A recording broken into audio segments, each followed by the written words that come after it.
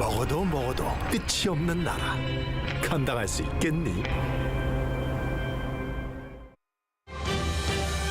These are the headlines that we're following at this hour.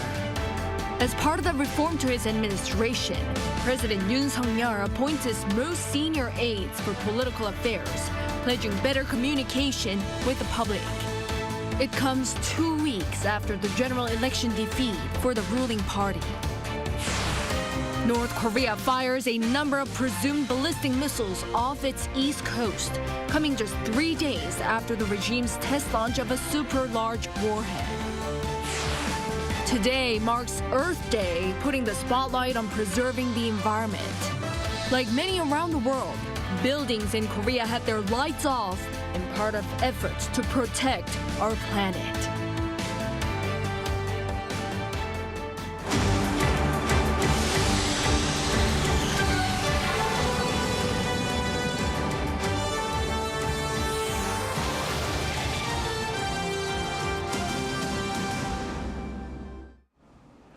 Good evening. It's 9 p.m. here in Seoul. Thank you for joining us on Arirang News. We start with new appointments at the presidential office nearly 2 weeks after the parliamentary election. Speaking to the press in person, President Yoon announced new names for his most senior aides for political affairs. He pledged to be more open with the public and the National Assembly. Our correspondent Oh Soo-young leads us off. President Yoon has vowed to better handle communication with the public and the opposition, as he named a new Chief of Staff and Senior Political Secretary following the recent general election defeat for his ruling party. Speaking to the press on Monday, Yoon announced 5-time lawmaker Chung Jin-seok as his most high-ranking official on political affairs, citing his 15 years of experience in journalism, followed by various roles in politics, including National Assembly Deputy Speaker. Chung also served as former President Lee Myung-bak's Senior Secretary for Political Affairs. Unlike his predecessors with bureaucratic backgrounds, Chung Jin-seok's political experience is expected to help the administration reform its style of handling state affairs by improving public and political engagement. Yoon also named a new Senior Secretary for Political Affairs, Hong Chul-ho. He cited the 2-term lawmaker's experience as an entrepreneur of a large food franchise, saying Hong is expected to communicate well within political circles and pick up on public sentiment. 지난 2년은 우리가 이 나라를 어떤 나라로 만들 것인지에 대한 어떤 콘텐츠를 저희가 디자인하고 지금은 이제 지난 2년간 저희가 세워놓은 것을 어떻게 더 국민들과 소통해서 또 고칠 거는 고치고 국민들의 어떤 동의를 더 받아낼 수 있는지 또 정치권과도 대화를 해서 또 어떻게 이것을 현실화시킬 수 있는지 이제는 그런 점에 좀 주력을 할 생각입니다. The president's first press briefing this year, and 17 months since his impromptu questions and answers with media, comes days after he acknowledged the need for stronger communication. Upon his ruling party's electoral defeat, the leader last week apologized for failing to reflect the wishes of the people, saying he had been the first to fail in communication. After inviting opposition Lee Jae-myung to the presidential office this week, Yoon on Monday said no agendas were set, but hinted he would like to discuss how to work together to improve people's welfare. Lee, meanwhile, has said he will propose handing out 250,000 won for all Koreans as a welfare policy, which has triggered concerns over fiscal stability among his critics. However, a consultation to arrange a meeting between the top office and the Democratic Party of Korea was cancelled on Monday. While the opposition called it a unilateral move, it appears the top office decided the consultation would be more appropriate after the new political aides were appointed. Also, as speculation continues over the replacement of Prime Minister Han Duck-soo, who also offered to resign after the ruling party's defeat, Yoon said a new appointment was likely to take some time. Oh Soo-young, Arirang News. North Korea launched what appears to be multiple short-range ballistic missiles into the East Sea this afternoon. The latest provocation comes 3 days after the regime test-fired a super-large cruise missile warhead and a new anti-aircraft missile. Our defense correspondent Choi Min-jung reports. Another missile provocation from the north. Seoul's Joint Chiefs of Staff detected what's presumed to be multiple short-range ballistic missiles at around 3 p.m. Monday, launched toward the EC from the Pyongyang area. The missiles traveled around 300 kilometers. Monday's launch comes 3 days after the regime's test launch of a super-large warhead designed for the Hwasal-1 Ra-3 strategic cruise missile and the test firing of a new anti-aircraft missile on Friday. Around 3 weeks ago, North Korea also test-fired an intermediate-range hypersonic missile, which are banned under UN Security Council resolutions. The military said it has strengthened surveillance and vigilance in preparation for additional launches and is closely cooperating with the U.S. and Japan to maintain a full readiness stance. The JCS strongly condemned the launch, calling it a provocation that seriously threatens peace and stability on the Korean peninsula. South Korea's military is closely looking into North Korea's provocations as the regime is widely anticipated to launch its second military reconnaissance satellite this month. Choi Min-jung, Arirang News. Japanese Prime Minister Fumio Kishida has again made an offering to the controversial Yasukuni Shrine. South Korea was quick to express deep disappointment. Our correspondent Kim Jung-sil has more. The Japanese government once again provided a familiar explanation regarding the offering made by Prime Minister Fumio Kishida on Sunday to the controversial Yasukuni Shrine. I understand that the offering was made in his capacity as a private citizen and that it is not a matter on which the government should express its opinion. While adding that it's only natural to show respect to those who sacrifice their lives for their country, the Japanese Chief Cabinet Secretary also said something that shows Tokyo is aware of the protests from Seoul and Beijing. There is no change in Japan's policy of continuing to strengthen relations with neighboring countries, including China and South Korea. Regarding the offering, the South Korean government was quick to release a statement on Sunday. The foreign ministry expressed deep disappointment, saying it was regrettable that responsible leaders of Japan have once again made offerings to or visited the Yasukuni Shrine, which glorifies Japan's wartime aggression and has enshrined war criminals. The Chinese embassy in Japan also released a comment on Monday, saying Japan's behavior was an affront to historical justice and hurt the feelings of people of the victim countries, and that Beijing was firmly against this. Both Seoul and Beijing urged Tokyo to face historical facts and show genuine remorse for the past through actions. Yasukuni Shrine in central Tokyo honors 2.5 million Japanese war dead, including 14 Class A war criminals from World War II. Prime Minister Kishida has never visited the shrine in person since his inauguration in 2021, but has instead sent offerings. Kim Jung-sil, Arirang News. In other news, the lower chamber of the U.S. Congress has voted in favor of a bill that pledges crucial aid for Ukraine amid its fight against Russian invasion. The bill is expected to clear the upper chamber in the days ahead, and more weapons could be transferred for Kyiv by the end of the week. Kim Bo-kyung tells us more. The U.S. could begin transferring more weapons for Ukraine, including long-range Army tactical missile systems, by the end of the week once President Joe Biden signs the bill that recently passed the House. This is according to U.S. Senator Mark Warner during an interview with CBS News released on Sunday. His remarks come as the U.S. House of Representatives approved a $61 billion military aid package for Ukraine on Saturday, after months of delays and political infighting.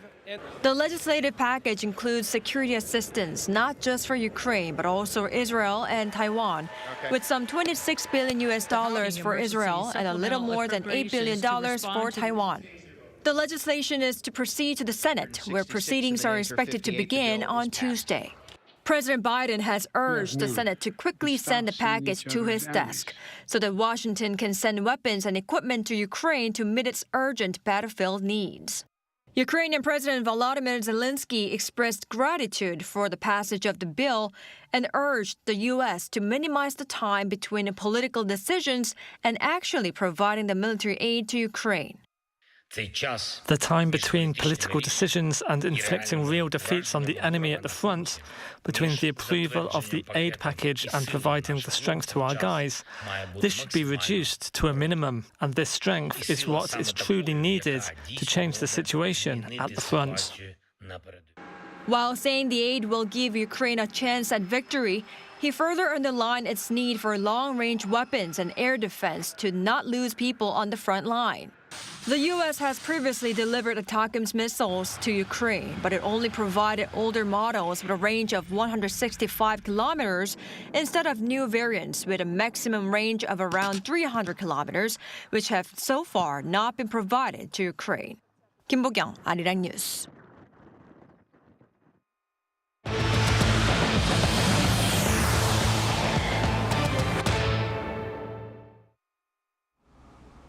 In South Korea, there seems to be little sign of a breakthrough between the government and the doctors over the medical school enrollment quota increase, with a notice period for resignations of medical school professors approaching.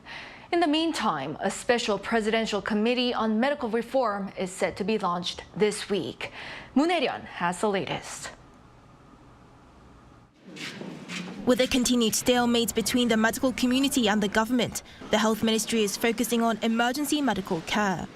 Second Vice Health Minister Bang Min-soo, in a briefing on Monday, stated that private doctors with their own practices can now apply to support local hospitals without needing their applications to be approved by the local government, but just directly by the hospitals themselves. The Health Ministry also addressed growing concerns over medical staff shortages following the resignations of medical school professors. The notice period for resignations generally tends to be a month, meaning the mass resignations submitted by medical school professors in solidarity with the junior doctor walkouts would be due to hit this Thursday. The Vice Health Minister explained that owing to contractual details, there is no need for concern yet, and he urged professors to come forward for talks. There are currently no resignation forms submitted to universities that are due to take effect. Government is doing its best to talk to medical school professors. We ask that they come forth to give their opinions instead of taking collective action. On Sunday, the deans of 40 medical schools across the country submitted a joint statement demanding that the medical school admissions quota for 2025 be kept as is without any increases. The Korean Medical Association and a group of medical school professors all backed this statement, along with junior doctors taking the stance that no dialogue with the government can take place without the topic of a medical school quota freeze on the table. This comes just 2 days after Prime Minister Han Duck-soo announced that the government will allow each medical school to freely decide the number of students that can enroll for 2025, allowing schools to independently recruit between 50 and 100% of the previously suggested increased quota. As the need for conversation between the two sides grows, a special task force is due to launch on Thursday. The task force, made up of 6 government officials and 20 non-government officials such as experts and representatives from doctors' groups, will discuss pivotal issues in the government's plans for medical reform. But the Korean Medical Association has rejected this call for talks, saying that the purpose and organization of the task force is not concrete and that it feels its opinions will not be heard. Junior doctors, the key personnel who have been staging mass walkouts, have not yet confirmed whether they will be sending representatives to the task force meeting.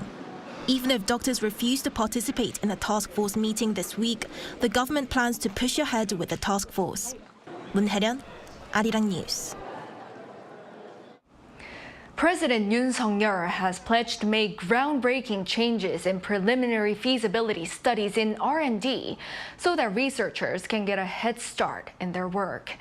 At a ceremony for Science and ICT Day on Monday, Yoon highlighted the global competition to secure technological sovereignty and lead future markets, pledging R&D support to make South Korea a first mover in advanced technology. Yoon promised to make the country one of the top 3 global powers in science and technology by 2030. He said he'll achieve this by focusing on R&D investment in the 3 major game-changing sectors of AI semiconductors, advanced biotechnology, and quantum computing, alongside strategic cooperation with allies. South Korea's exports for the first 20 days of this month rose slightly on the back of robust semiconductor and U.S.-bound shipments. Data from the Korea Customs Service on Monday show that the value of exports rose around 11% compared to the previous year, hitting $35.8 billion US. Should this trend continue for the rest of the month, it'll mark the 7th consecutive monthly rise in outbound shipments.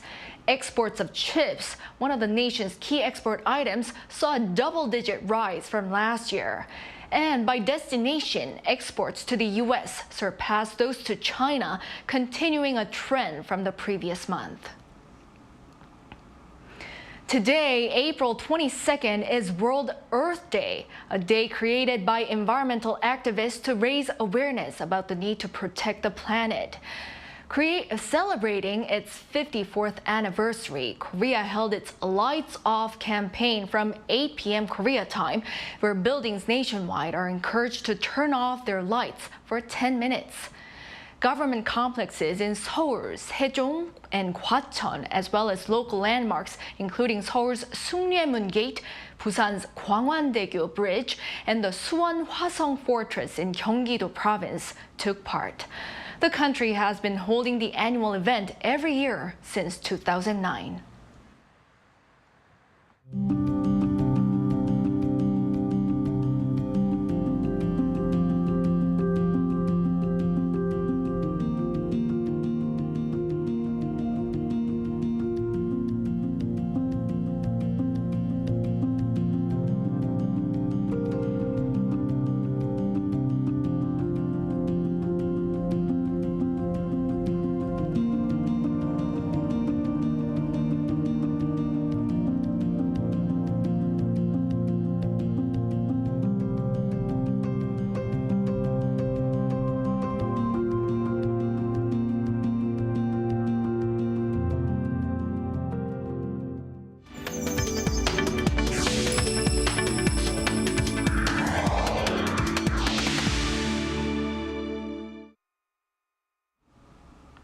South Korea could soon officially become a multicultural nation by OECD standards, with 5% of its population comprising foreign nationals. And that could continue to rise fast amid the nation's aging population and low birth rate. So is enough being done to better accommodate them as the country continues to rely on them to maintain productivity?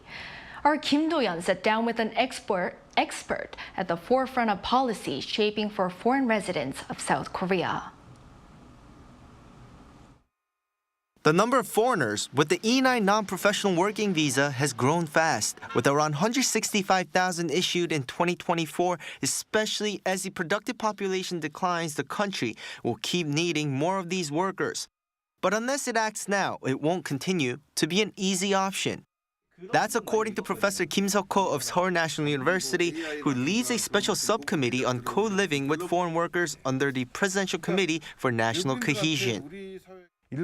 Japan and Taiwan, just 5 to 10 years ago, had very strict policies on foreign workers. They had conservative policies towards them, but that all changed. With this comparison, there's not much time left for South Korea to gain an advantage over these countries in hosting foreign workers, as the country is now competing with others for a quality foreign workforce. This special committee is already the third one related to the foreign population in South Korea. As it focuses on the workers, it has four main goals to tackle, as the country has a long way to go in accommodating foreign workers. A more customized workforce supply system and a means to attract and cultivate overseas talent being one among others. To achieve this, different suggestions will be considered, including a comprehensive statistical analysis. We think creating a database with the Justice Ministry to check on who comes in and out of South Korea when it comes to the workforce would be useful. But in reality, South Korea doesn't have any comprehensive data on foreign workers.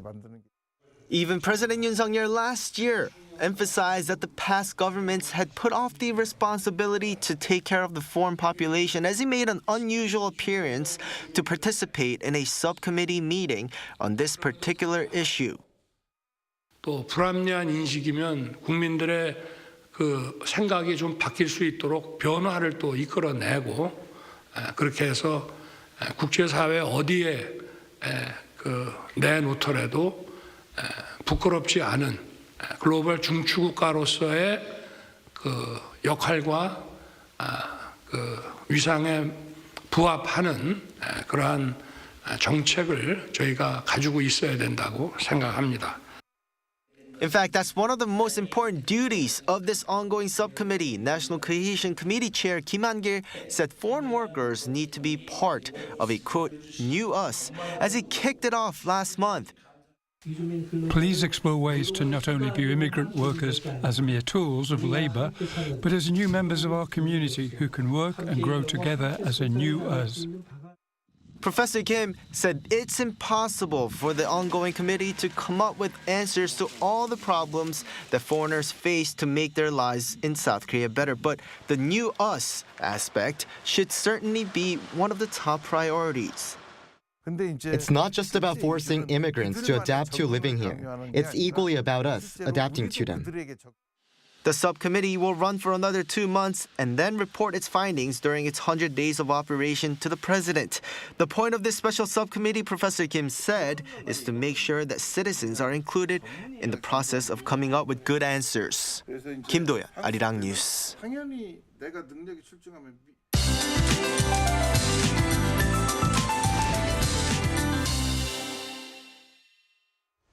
Cloudy skies continued across the country today. Even with cloudy skies, daytime temperatures rose in the central region. On the other hand, due to easterly winds, cool weather has continued in the east coast areas. Tomorrow, it will still be cloudy in Seoul, but cozy with warm temperatures. Tomorrow, there is rain forecast mainly in the coastal areas of Gangwon province and the southern parts of the country. Up to 40 millimeters is expected on the southern coast of Gyeongsang-namdo province by the day after tomorrow, and 5 to 30 in other areas. Tomorrow morning, Seoul, Gwangju, and Busan will start off at 13 degrees Celsius. Daily highs will be topping out at 23 in Seoul, Chuncheon 20, Gyeongju 16 degrees Celsius. Rain will expand across the country on Wednesday, but the amount of rain in Seoul will be as little as 5 millimeters. That's all for Korea. Here are the weather conditions around the world.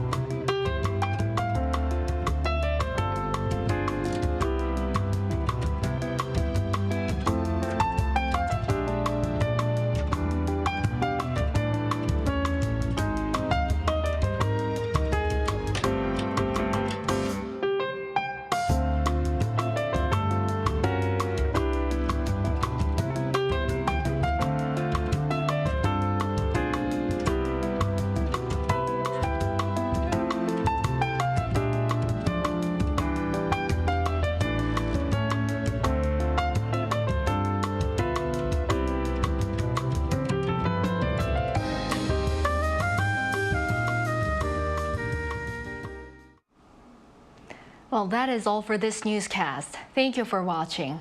Hope everyone has a great start to the week.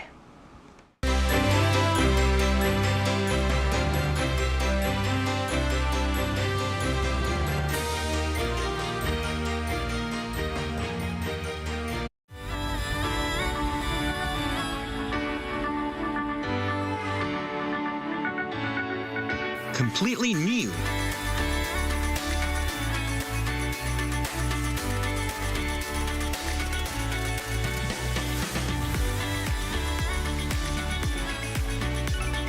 But something anyone can